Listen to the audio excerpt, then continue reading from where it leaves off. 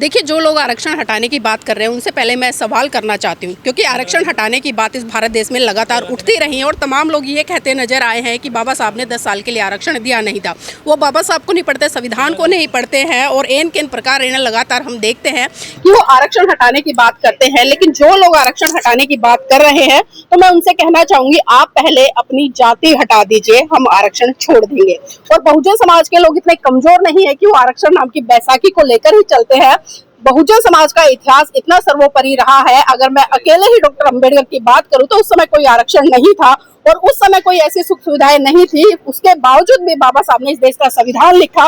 बाबा साहब पूरे विश्व में 5वें नंबर पर बुद्धिजीवी लोगों की लिस्ट में है। अमेरिका के बराक ओबामा ने उन्हें कहा कि अगर डॉक्टर अंबेडकर हमारे देश में पैदा होते तो हम उन्हें दुनिया का सूरज कहते, और तमाम तरह की उपाधियों से नवाजा गया। लेकिन आज तथाकथित लोग कहीं ना कहीं आरक्षण को लेकर आए दिन छाती पीटते नजर आते हैं। और आरक्षण खत्म करना है तो मैं कहूंगी कि पहले आप अपना सुदामा कोटा खत्म कर दीजिए, जो आप जाति के आधार पर सदियों से ढो रहे हैं। आपको पढ़ाई लिखाई नहीं करनी, डिग्री नहीं लेनी, किसी तरह की आपको जो कर्मकांड पूजा पाठ है उसमें ही लिप्त रहना है और मंदिरों में आप सदियों से आरक्षण ले रहे हैं, तो इस आरक्षण को पहले छोड़ दीजिए। मेरिट नहीं होती आरक्षण वालों को। कौन कहता है मेरिट नहीं होती? आप इतिहास उठाकर देखिए ना, बहुजन समाज के बच्चे एक से बढ़कर एक आए जिन्होंने फर्स्ट रैंक हासिल की है।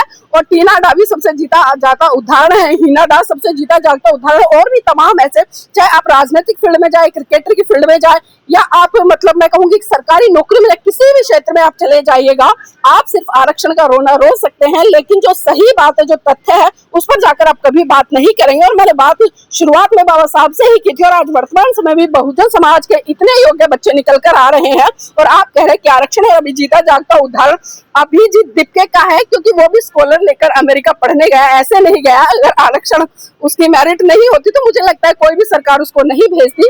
तो हमारे सामने बहुत सारी चीजें हैं, लेकिन हमें निष्पक्ष तौर पर इन बातों को समझना पड़ेगा। पास हो रहा, 80 वाला फेल हो रहा है। देखिए, ये चीजें तो हमेशा से ही एक एलिगेशन लगाते आए हैं कि 40 वाला 80 वाला, आप बराबरी पर लाके खड़े कीजिए ना। आप वो समय भूल गए कि जब अपने आप इन लोगों को जाति के आधार पर प्रताड़ित करते हैं, जब आप इन लोगों को नीचा दिखाते हैं। इस देश में, भारत में आरक्षण पर मूवी बनी, बहुत सारे लोगों ने उसको समझने का प्रयास किया, जानने का प्रयास किया, लेकिन आज भी कहीं ना कहीं कुंठित मानसिकता के जो लोग हैं, जो जाति को लेकर अपने आप को सर्वोपरि रखते हैं, और ऐसी भाषा इन लोगों की मैं क्या बताऊं, और ये कहते हैं कि हम सर्वश्रेष्ठ है। जिन लोगों को बोलना नहीं आता, जिन लोगों को बहन बेटियों से बात करना नहीं आता, जिन लोगों को महिलाओं के प्रति सम्मान एक तरह से स्थापित करना नहीं आता, वो कह रहे हैं कि 80% या 40%, और जो बात कर रहे हैं कि बार बार आरक्षण की, तो मैं कहूंगी कि पहले अपना आरक्षण छोड़ दीजिए। और इस देश के लोगों को आरक्षण मिलता कितना है आप डिवाइड कीजिए ना, कि 100% में तो कितना आरक्षण मिल रहा है। अगर आरक्षण इनको इतना चुभ रहा है तो आप बताइए ना।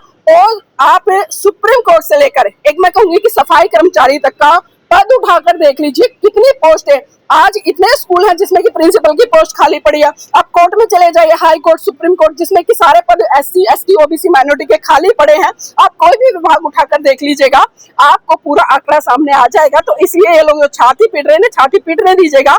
ये तो इनका इतिहास रहा है कि 2 मिनट में हाय तौबा करने लग जाते हैं, लेकिन इनसे कुछ होने वाला नहीं है। जो लोग अपना काम कर रहे हैं वो अच्छे से जानते हैं कि क्या करना है, क्या नहीं करना। देश की प्रगति में आरक्षण रोड़ा आ जाएगी। कैसे रोड़ा है? जो ये लोग सवाल उठा रहे हैं कि देश की प्रगति में आरक्षण रोड़ा है, तो हम तो कहते हैं आप खत्म कीजिए ना, जाति खत्म कीजिए, आप समानता स्थापित दीजिए, इक्वलिटी दीजिए। प्रधानमंत्री जी है, राष्ट्रपति जी आपके है ना, आपकी सत्ता है। आप उन लोगों से बोलिए, एक झटके में मैं कहूंगी कि जाति व्यवस्था इस भारत देश से खत्म हो जाएगी। एक झटके में जो असमानता की खाई है वो खत्म हो जाएगी। एक झटके में जो ऊंचा गरीब अमीर है वो सारी चीजें खत्म हो जाएगी, और फिर आप बराबरी पर लाके खड़ी कीजिए। आप एक व्यक्ति को 5 साल तक बांध कर रखते हैं और फिर एकदम से उसे खुला छोड़ते हैं, फिर उम्मीद करते हैं कि वो आपकी बराबरी पर आकर दौड़ेगा और वो रेस में आपसे आगे निकल जाएगा। कुछ तो समय देना पड़ेगा। अभी तो भारत को आजाद हुए ज्यादा समय बीता नहीं है, 77-78 साल हुए हैं, और 77-78 साल में जितना बहुजन समाज के लोगों ने प्रगति की है वो इन लोगों को रास नहीं आ रहा, क्योंकि आज बहुजन समाज का जो व्यक्ति है वो अपनी मेहनत से, अपनी लगन से, अपनी निष्ठा से, पूरी ईमानदारी के साथ में मेहनत कर रहा है और इन लोगों की बराबरी पे आकर खड़ा हो रहा है। इनको रास नहीं आ रहा। अभी आपने पिछले दिनों देखा कि जो जातीय कुंठा है, जिस तरह से सुप्रीम कोर्ट में VR गवई के ऊपर जूता फेंका गया, तमाम ऐसी घटनाएं भारत देश में है। बहुत सारी चीजें सामने हैं। जब किसी भी बहुजन बहन बेटी के साथ में अत्याचार, शोषण होता है तो वो किसी पैसा देखकर नहीं होता, वो कोई आरक्षण देखकर नहीं होता, वो जाति देखकर होता है। जो लोग आज ये कह रहे हैं ना, मैं बार बार वही कहती हूँ कि आप जाति छोड़ दीजिए, और जो बहुजन समाज के लोग जो आरक्षण ले रहे, कुछ परसेंट ले रहे, सबको तो मिल भी नहीं रहा है। मैंने कहा है कि आप आंकड़े उठाकर देखें, तो इसलिए छाती पीटना बंद करें। और इस तरह की जो फिजूली बातें सोशल मीडिया पर ये लोग चला देते हैं, जो नेता आकर कहते हैं, क्योंकि नेताओं को वोट चाहिए और इन फिजूल नेताओं को अपनी टीआरपी चाहिए, इसके अलावा कुछ नहीं है। पीसीएस या चिराग पासवान या मायावती या उदित राज, इनको क्या जरूरत है आरक्षण? देखिए, इनको जरूरत नहीं है, आपकी बात ठीक है, लेकिन राजनीति में जो आरक्षण की बात है, अब स्पष्ट ये करना पड़ेगा कि हम कौन से आरक्षण की बात करें। हम राजनीतिक आरक्षण की बात करें, आर्थिक रूप से जो नौकरियों में आरक्षण मिल रहा है हम उसकी बात करें, हम कौन से आरक्षण की बात करें। और आरक्षण आरक्षण आरक्षण आधार पे आरक्षण होना चाहिए ना। देखिए, गरीबी के आधार पर आरक्षण, क्या गरीबी के आधार पर इस देश में अत्याचार शोषण होता है? क्या गरीबी के आधार पर इस देश में बहन बेटी की इज्जत लूटी जाती है? क्या गरीबी के आधार पर इस देश में घोड़ी से किसी दलित युवा को उतारा जाता है? में हम देखते हैं कि जब बारातें चढ़ती हैं उस पर एट्रोसिटी होती है, लठ बरसाए जाते हैं, माँ बहन की गालियां दी जाती है। तो क्या वो गरीबी देखकर होता है? इन मंदबुद्धि लोगों से सवाल करना चाहिए, अगर गरीबी को देखकर ये चीजें होती तो तुम जो ये जाति का तमका लगाकर अपने सर पे घूमते हो ना कि हम सबसे श्रेष्ठ हैं, तो ये चीजें नहीं होती। एक बार ग्राउंड पर उतर कर देखिएगा, उन लोगों का जीवन जीकर देखिएगा जो इस तरह की समस्याओं को आए दिन झेल रहे हैं। और बार बार वही सवाल उठता है कि जो आरक्षण है सिर्फ रोना ही है, इसका आरक्षण पूर्ण रूप से आज भी लागू नहीं है। और शायद जिस तरह की सरकार की मानसिकता है और जिस तरह की सरकार आज सत्ता में बैठी है, हम 14 से आज तक देख रहे हैं कि कुछ भी भारत देश के युवाओं को नहीं मिल रहा है। आए दिन मिल रही है तो लाठियां मिल रही है, गालियां मिल रही है, इनके साथ शोषण, एट्रोसिटी हर तरह का हो रहा है। अभी आपने जंतर मंतर पर भी देखा, जो बच्चे मतलब पढ़ाई को लेकर मांग कर रहे हैं, जो बच्चे अच्छी व्यवस्था की बात करें, जो चाहते हैं कि एजुकेशन सिस्टम चेंज होना चाहिए, उसमें निष्पक्षता होनी चाहिए, आपने देखा उन बच्चों पर दिन दहाड़े लाठियां तोड़ी गई, उन बच्चों पर दिन दहाड़े गोलियां चलाई गई, उन बच्चों पर दिन दहाड़े आंसू गैस गोले छोड़े गए। तो आप इन सरकार से या इस तरह की मानसिकता के लोगों से जो बार बार आरक्षण का आलाप रागते रहते हैं, इनसे क्या उम्मीद कर सकते हैं कि आपके लिए स्वातंत्रता स्थापित करेंगे या आपके लिए जाति खत्म करेंगे? लेकिन सवाल वही उठता है कि इस देश में बहुजन समाज का जो तबका है वो कम से कम 85% से लेकर 90% है। और जब तक ये संगठित होकर अपनी सरकार नहीं बनाएगा, अपनी विचारधारा को आगे नहीं बढ़ाएगा, तब तक मुझे लगता है ये आरक्षण का रोना वो तो क्या पीटेंगे, कुछ परसेंट जो बहुजन समाज के लोग हैं उनके हाथों में भी रहेगा।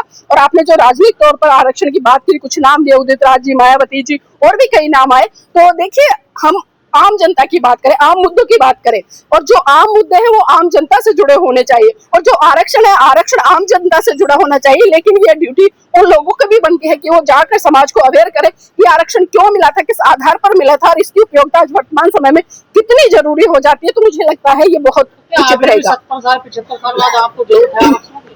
देखिए, समय कितना बीता है, जो लोग कितने 5-6 हजार साल से, यानी मैं कहूँ अगर जब से मानवता सभ्यता निर्मित हुई है, जब तक लोगों की सोच डेवलप हुई है, जब तक से लोगों ने डेवलपमेंट करना शुरू किया है, और जब से ये भारत में जो जातीय व्यवस्था का दंश है ये इतना बड़ा प्रचारित प्रसारित हुआ है, जब से इन लोगों ने अपने आप को जाति के आधार पर वर्ण व्यवस्था बनाकर मनुवाद के आधार पर अपने आप को मतलब सर्वश्रेष्ठ कर लिया, ये तब से आरक्षण लेते आ रहे हैं। लेकिन इसी देश के लोग, देखिए अंग्रेज भारत में आए, अंग्रेजों ने इस देश के लोगों पर किस तरह से अत्याचार किया, किस तरह से नहीं किया, ये सभी लोग जानते हैं जो पढ़े हैं। अंग्रेजों ने बहुत सारी चीजें यहाँ पर भारत में डेवलप की है, हम उसके लिए उनका धन्यवाद भी करते हैं। लेकिन जो भारत के ही लोग थे, जिन्हें हम मनुवादी कहते हैं, ब्राह्मणवादी कहते हैं, वो तो अपने ही देश के लोग जो कि बहुजन समाज के लोग हैं उनके ऊपर अत्याचार शोषण कर रहे थे। तो आप तो अभी 77-78 साल की बात कर रहे हैं कि 78-77 साल हो गए, कब तक आरक्षण लेंगे?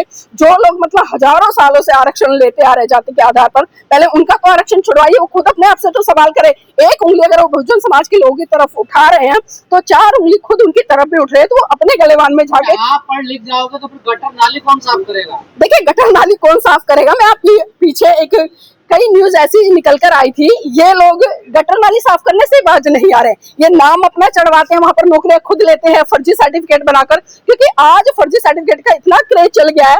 और मैं आपको गवर्नमेंट सरकार जो प्राइवेट स्कूल है उसका एक आंकड़ा देती हूँ, मोटा मोटा आप समझने का प्रयास कीजिएगा कि ईडब्ल्यूएस कैटेगरी में 25% सीटें हर प्राइवेट स्कूल में गरीब बच्चों के लिए उपलब्ध होती है, जिसमें कि SC, OBC, माइनॉरिटी ये बच्चे भी इंक्लूड होते हैं। लेकिन मैंने खुद देखा है कि प्राइवेट स्कूलों में जो करोड़पति लोग हैं वो 10-10, 12-12 हजार रुपए देकर, 20 हजार रुपए देकर SDM से फर्जी सर्टिफिकेट बनाते हैं EWS का और उससे जमा कराते हैं। और जहां एक गरीब का बच्चा पढ़ना चाहिए, जहां जरूरतमंद पढ़ना चाहिए, जहां वास्तव में उस बच्चे को जाना चाहिए जिसको वहां पर जरूरत है, लेकिन वहां पर ऐसे बच्चे ना जाकर बल्कि करोड़पति अरबपतियों के बच्चे पढ़ रहे हैं। तो इससे आप समझ सकते हैं कि आज आज शासनिक रूप से, प्रशासनिक रूप से बहुत बड़े स्तर पर धांधली हो रही है, लेकिन जब तक मिलकर इस व्यवस्था के खिलाफ लोग नहीं उठेंगे, आवाज अपनी बुलंद नहीं करेंगे, तब तक मुझे लगता है किसी भी समस्या का समाधान होने वाला नहीं है।